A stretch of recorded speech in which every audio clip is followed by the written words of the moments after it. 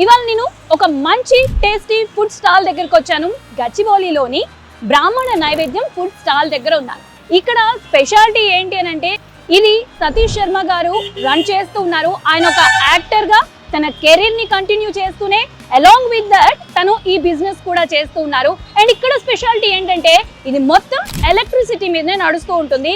And మనం చూసినట్టయితే ఇక్కడ ఉన్న మనకి కనిపిస్తున్న వెహికల్ కూడా ఎలక్ట్రిక్ వెహికలే. అండ్ వాళ్ళు వాడుతున్నది కూడా ఎలక్ట్రిక్ తవా మీదనే దోశలు వేస్తూ ఉన్నారు. అండ్ మీ దగ్గర ఏ ఐటమ్స్ ఉంటాయి మెయిన్గా? మామూలుగా పులిహోర ఉంటుందండి, సేమియా పాయసం ఉంటుంది, ఉప్మా ఉంటుంది, దోశలు ఉంటాయి, ఇడ్లీ ఉంటుంది, ఇంకా చాలా ఐటమ్స్ మారుతూ ఉంటాయి. వీక్లీ చేంజ్ అవుతూ ఉంటాయి. దీనికి ఒక 1 year పాటు ఫ్రీగా పంచిపెట్టాను. పంచిపెడుతున్న సమయంలో నన్ను అందరూ పిచ్చోడి కింద చూశారు.